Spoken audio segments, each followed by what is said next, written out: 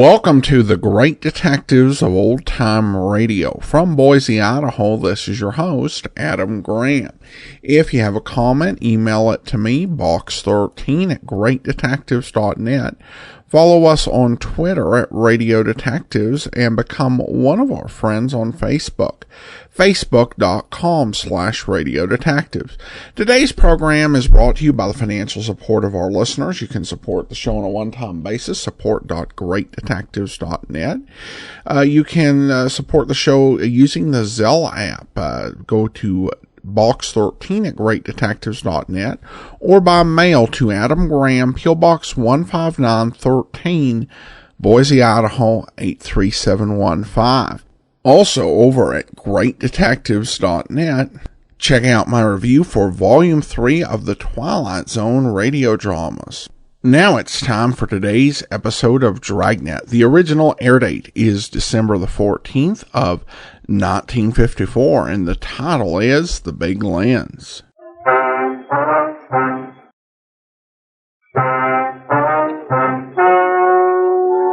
Ladies and gentlemen, the story you are about to hear is true. The names have been changed to protect the innocent. Dragnet.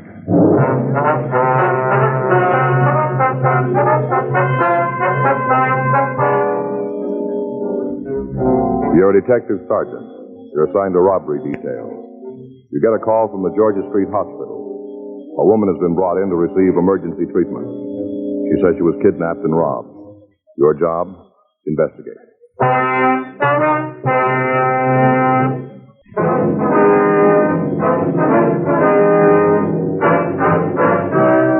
Dragnet, the documented drama of an actual crime. For the next 30 minutes, in cooperation with the Los Angeles Police Department, you will travel step by step on the side of the law through an actual case transcribed from official police files. From beginning to end, from crime to punishment, Dragnet is the story of your police force in action.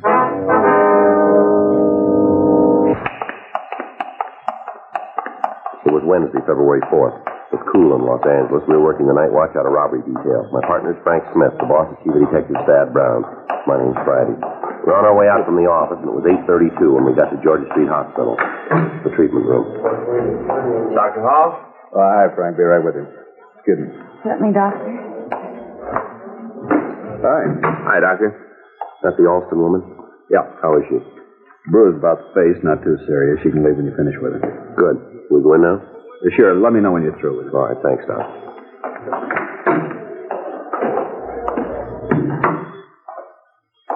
Miss Alston? Yes? We're police officers. This is Frank Smith. My name's Friday.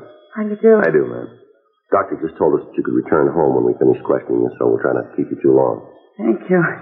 I'm not really hurt much. I was more frightened than anything else. Yes, ma'am. Would you like to tell us what happened now? I stopped at a signal at Washington Boulevard in Normandy, and suddenly the car door opened and a man jumped in the car. I was scared and I let out a yell. Mm-hmm. Which door did he open? Well, on the passenger side. He got right in the front seat beside me. All right. He had a knife in his hand. He said not to scream or he'd stab me. Put the knife right against my ribs, right here. Mm-hmm. Then he said to drive straight ahead. I did. We went a couple of blocks, I guess it was, and then he said to stop the car. When I pulled over the curb, another man got in the car, in the back seat. Mm-hmm. The one with the knife told me to get in the back seat. And when I did, he gave the knife to the other man. Then he started to drive. Mm-hmm. And the man in the back took my purse from the front seat and started going through it. I don't know why I did, but I grabbed for it. It was a mistake. Mm-hmm. He slapped me real hard. He said that was just a sample. I'd get some more if I didn't just sit quiet. He took the money I had in my billfold and grabbed my arm. He twisted it so he saw I had a watch on. And I hesitated when he told me to take it off, and then he hit me again. He took your watch, too, did he? Yeah, and my ring, too. Can you give us the serial number on the watch? Yes, I have it written down at home. We'll need a description of the ring, too. All right. Would you go on, please? I was sure I'd wind up as a picture and a headline in tomorrow's paper, one way or the other.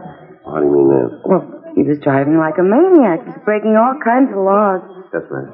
Then I thought, well, maybe this might be a good thing, his driving like that. I mean, because a police car started chasing us. I could hear the siren, and I thought I saw the red light flashing. Mm-hmm. I was hoping they'd catch us, but...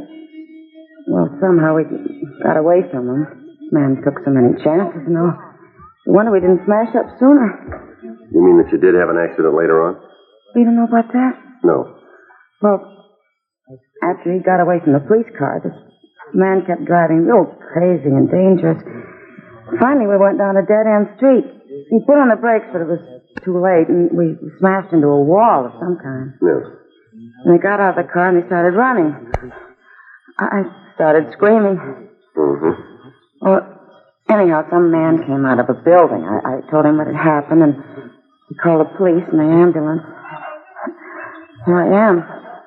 Still some shaky, but I'm thankful it wasn't any worse. Can you give us a description of these two men? Well, not much, I'm afraid. That makes me feel pretty stupid, too. What do you mean, ma'am? Well, I'm always doing those observation tests in magazines. I could get real high ratings, and when I'm up against the real thing, I fail miserably. Can you give us a general idea of their age, their coloring, their height, the way they were dressed? I don't think they were too old. Maybe around 20, so. Mm-hmm. They had dark hair. I can't tell you how tall they were. The only time I saw them standing up was when they ran away from the car. Let's see. As I remember, the one that drove had on a sport coat, tan color, and the one in the back had on a brown suede jacket. You know, the kind with the knit cuffs and the collar and the waist. That's about all I can remember. I'm sorry. That's all right, Miss Austin. We appreciate the fact you're under a pretty bad strain. I really thought they'd kill me. Yes, ma'am. You remember if they were clean-shaven? You mean that they have mustaches? That's right. No, they didn't. Well, you remember if either of them had any scars or marks on their faces, anything distinguishing that might help us identify them later? Well, if they did, I didn't see any, but... Well, there was one thing. I don't know if it means anything. Yeah. The one that was driving had a bandage on his thumb. I could see that because he held the steering wheel up near the top. On which hand? The right one. It was all wrapped up, you know, all around, not just adhesive kind. Mm-hmm. I'm sorry I can't give you more information. Nothing make me happier than for you to catch him. Especially the one that kept hitting me, on the back seat. Yes, ma'am, we understand. I think he enjoyed it. He grinned when he did it. After I made the mistake of grabbing for my purse. I tried not to give him a reason to hit me again. It didn't help. Just hit me when he felt like it. No reason at all. Really wouldn't have made any difference what you did, ma'am. How do you mean, Mr. Friday? Men like that, Yeah? they don't need a reason.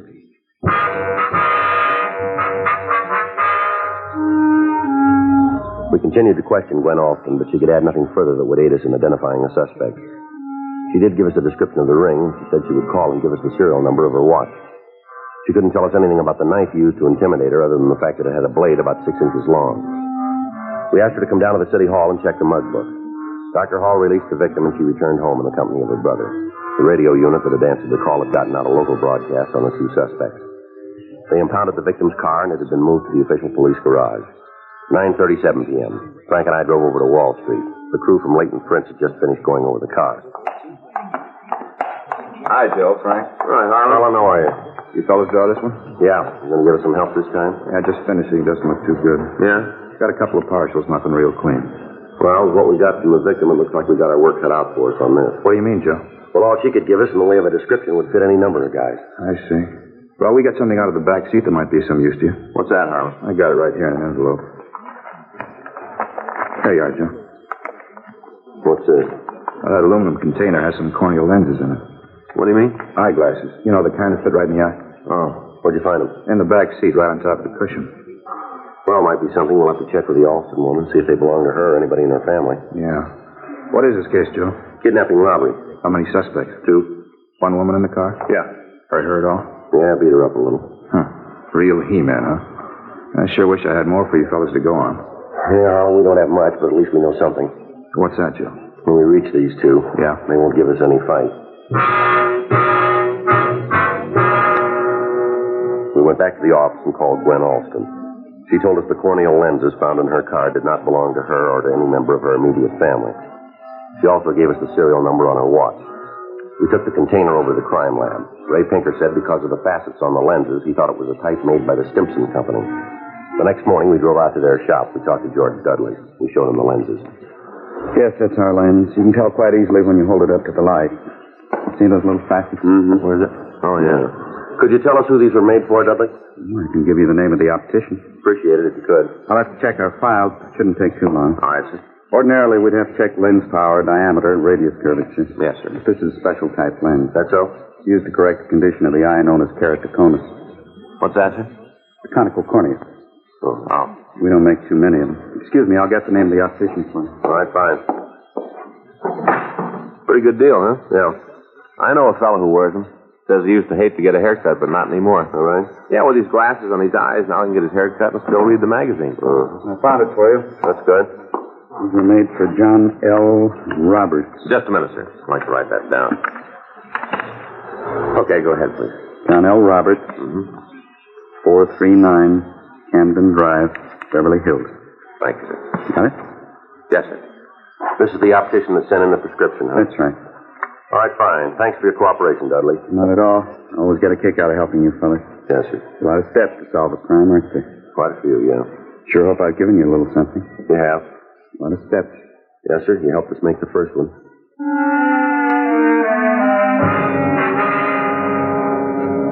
We drove out to Beverly Hills and we talked to John L. Roberts. He checked the prescription number against his files and gave us the name and address of a Robert Brierton as the man he had fitted with the corneal lenses.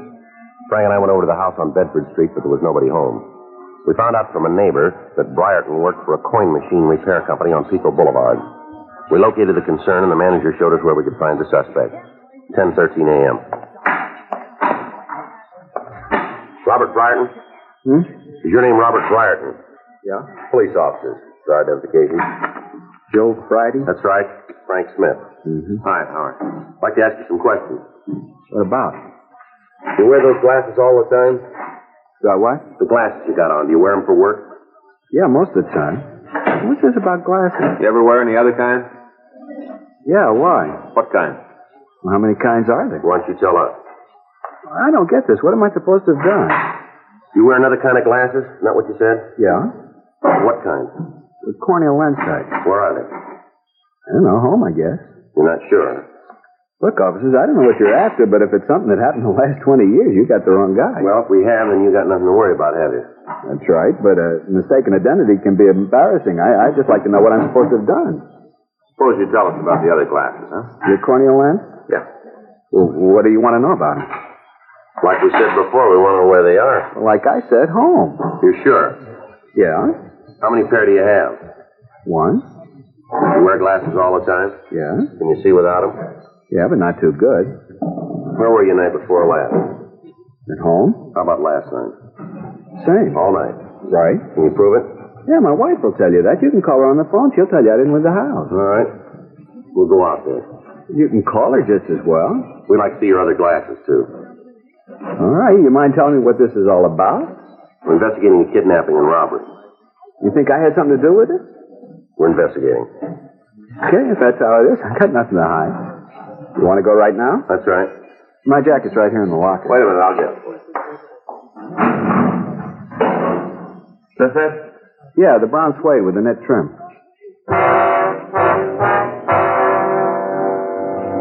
We took Robert Brierton with us and we drove out to his home. On the way, he continued to deny any knowledge of the crime. Because the victim, Gwen Alston, had been unable to furnish us with much of a description of the suspects, it was difficult to determine whether or not Brierton was one of the men. He had dark hair. He was in his early 20s. The suede jacket he wore checked out. 11:07 a.m. Anna? Anna? Guess you didn't hear. It's all right. We'll wait for her. Now, I've been trying to make up my mind whether I should be mad or not. I know you're only doing what you have to, so I guess there's no need to get overheated, but I'll say it again, you got the wrong guy. Well, if we're wrong, we'll admit it. Just hope this doesn't put me in bad down at work. No need for it, too, if you're innocent. I suppose so. You want to sit down? I don't know just when my wife will get back. If you don't mind, we'd like to see your other glasses now. Oh, sure, I'll get them for you. Where are they? Well, I usually keep them on the bedroom dresser when I'm not using them. All right, we'll go with you, all right? Sure. Hope she made the bed. She's a pretty good housekeeper, but sometimes she gets a little sloppy about it. Yeah. I swear they were right here on the dresser. Yeah. I haven't had them too long. I switch off with these that I'm wearing. Did you wear them yesterday? Yeah, but then they should still be on the dresser. I don't know where they could be. Well, maybe we can help you. What do you mean? Who's back there? Anna? What are you doing home? Honey, these are police officers. This is my wife. I do. How you doing, man? What are they doing here? We'd like to talk to you, Miss Bryden. About what?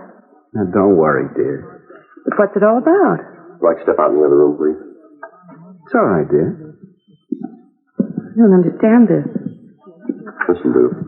Can you tell us where your husband was Tuesday night? He was home. With me. How about last night? He was here all evening. You sure? Yes, he came home from work and stayed in all evening. Mm-hmm. What is it? Police business. You think Robert had something to do with it? Yes, we do. When did this happen? Last night. I told you he was home all evening. That may be true, but these corneal lenses were found in the victim's car. They belong to Robert? That's what his optician told us, yeah. It's all wrong. The victim was beaten by a man who wore a jacket, brown suede with nick trim. That's the kind your husband owns, you know. But he wasn't out of the house, I tell you. I'm afraid we'll have to take him downtown. No, he didn't do it. I know it. Sorry, Miss Bryden. These are your husband's lenses. They were found in the victim's car. But he was with me all evening.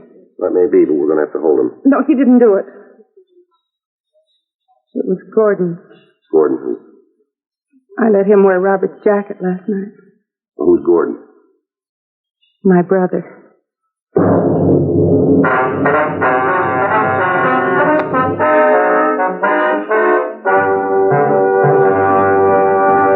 You are listening to Dragnet, the authentic story of your police force in action.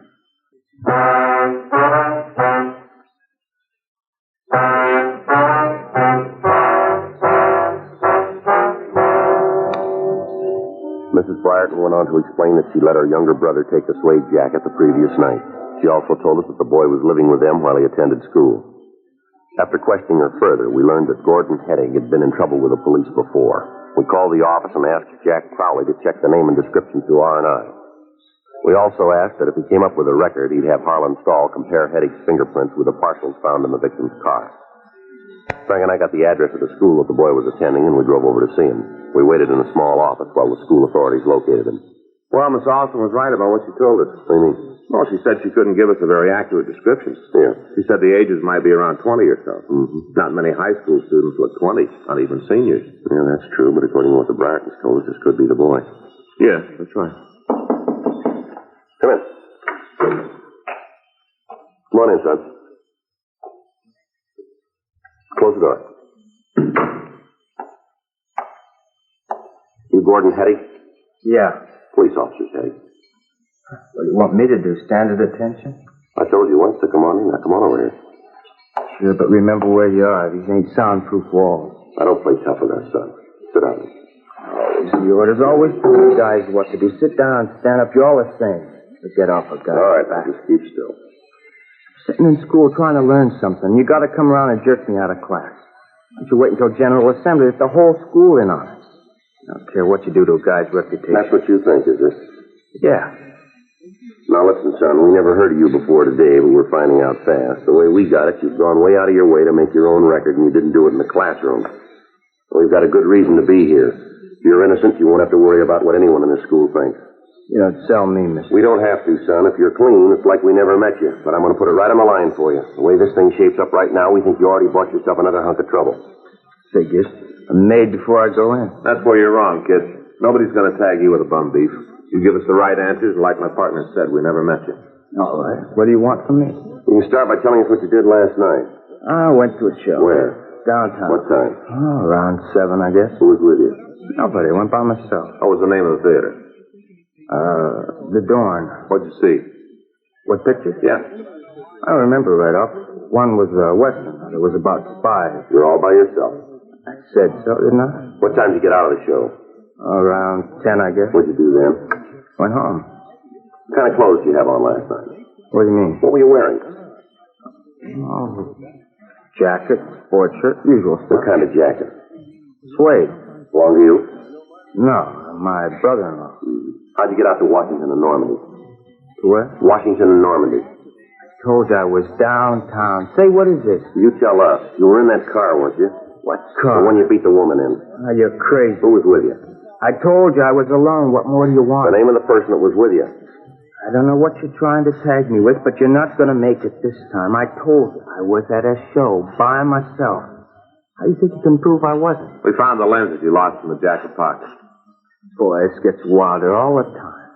I was sitting in the show last night, that's it. In other words, you don't want to tell us about it, is that it? About the show. All right, Hetty, you play it your way. It's going to take us a little longer, that's all. Same old story. Don't make any difference what I say. You know I got a record, so I'm guilty. Don't make any difference. Either way, I'm the pigeon. No, you're wrong. Not with us, Hetty. Oh, come on. I just didn't fall off the Christmas tree. There's only one way we want you. Yeah? If you're wrong.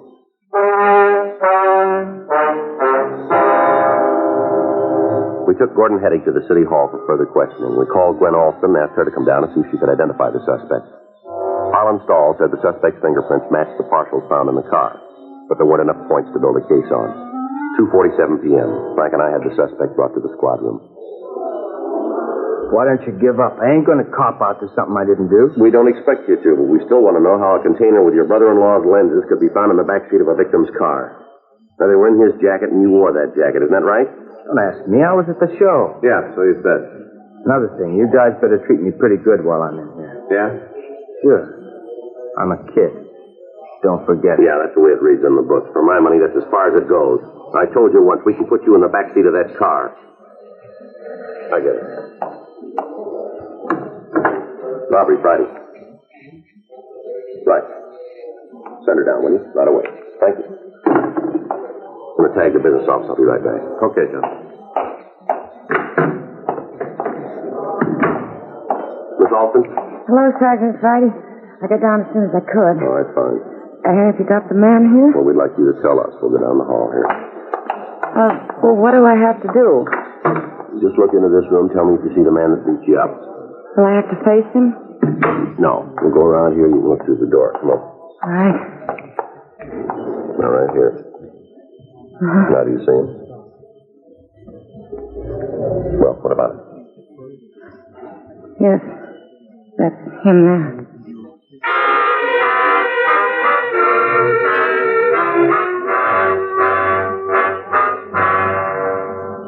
We confronted Gordon Hetty with the fact that he'd been positively identified by the person he had beaten and robbed. He still refused to admit any knowledge of the crime. We booked him on Section 700 Sub-M, robbery. A check was made of the FI cards in an attempt to identify the person who'd been with Hetty the night before.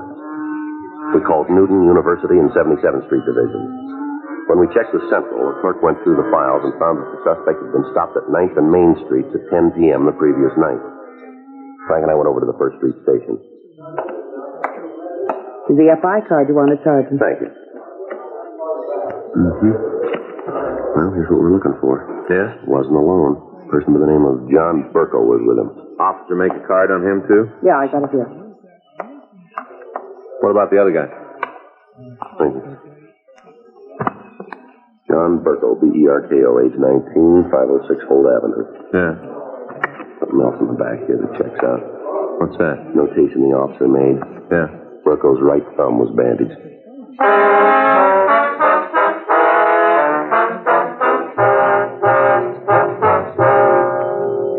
We went back to the office and ran the name John Burko through R&I. We found a package for him that showed several arrests as a juvenile and one as an adult for suspicion of ADW. Gwen Alston was shown his mug shot, and she identified him as the other suspect. We drove out to his address on Holt Street. It was a boarding house. The owner admitted us to his room. We waited. 4 hours went by. 8:19 p.m.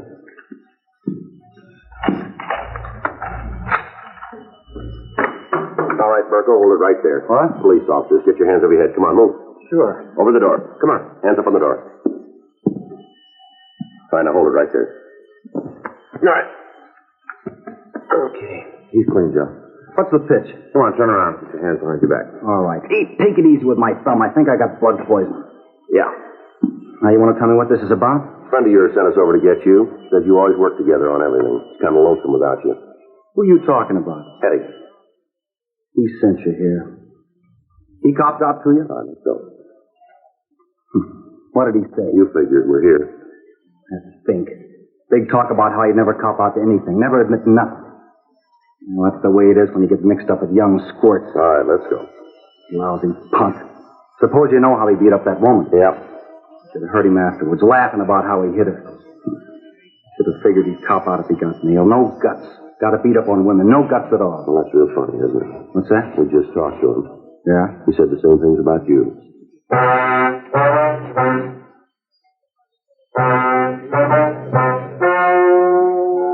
The story you have just heard is true. The names were changed to protect the innocent. On June 9th, trial was held in Department 97, Superior Court of the State of California, in and for the County of Los Angeles. In a moment, the results of that trial.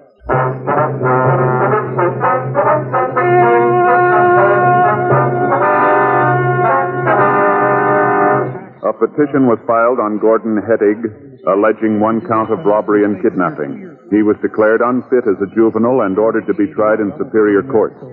Gordon Jerome Hettig and John Carlton Burkle were tried and convicted of robbery in the first degree, one count, and kidnapping for the purpose of robbery. Robbery in the first degree is punishable by imprisonment for a period of not less than 5 years. Kidnapping for the purpose of robbery with bodily harm is punishable by imprisonment in the state penitentiary for life without possibility of parole.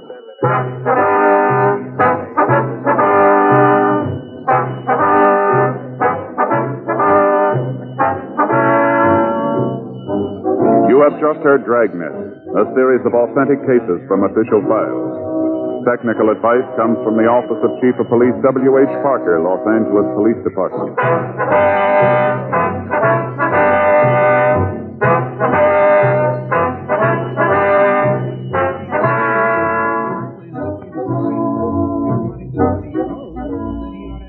Welcome back.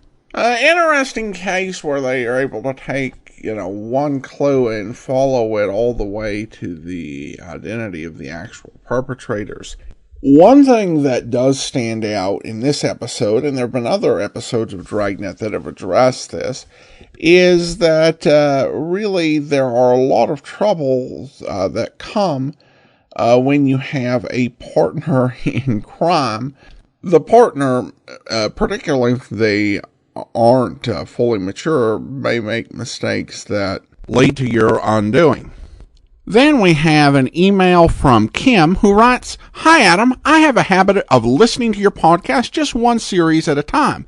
And last week I heard a show where you talked about what would be programmed for the next 5 years. I was going to go back and listen to all the shows that week to hear what programming was. I only got the Monday shows, but now I cannot remember what week you made the announcement in. I think it was sometimes in August. Can you help me out?"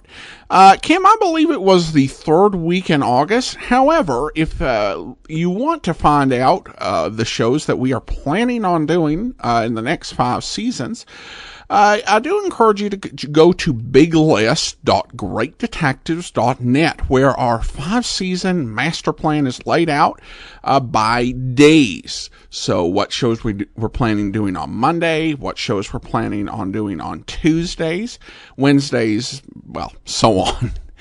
And if for season 11, I'll just go ahead and let everyone know that we'll be replaying Box 13 on Monday. And then on Tuesdays, we'll be playing It's a Crime, Mr. Collins, Public Defender, and Dick Tracy. In addition, we're going to have some revisits in season 11. And actually, I found episodes of 2 more series since August where we're going to be revisiting. Wednesday, we'll be bringing you The Man Called X. Thursdays, we'll be bringing you raffles, and then we'll start into Mystery is My Hobby. And then Saturday, we'll see the end of Dragnet, and we'll be bringing you Treasury Agent, T-Man, Indictment, and Under Arrest. And that's just in season 11. You can find full details of all the series we're planning over at biglist.greatdetectives.net. Well, join us back here on Monday, where we arrive at the start of the final week of our 10th season, and we reveal the #1 program, your favorite series that we did during the first 10 years of the Great Detectives of Old Time Radio. And then on Saturday, next week, we'll wrap it up. It will be our official 10th anniversary. So be sure and listen then. I do want to go ahead and thank our Patreon supporter of the day. Thank you so much to Lanny. Lanny's been one of our Patreon supporters since September of last year. Thank you so much for your support, currently supporting us at the rookie level of $2 or more per month. In the meantime, send your comments to box13 at greatdetectives.net. Follow us on Twitter at Radio Detectives and become one of our friends on Facebook. Facebook.com/Radio Detectives. From Boise, Idaho, this is your host, Adam Graham, signing off.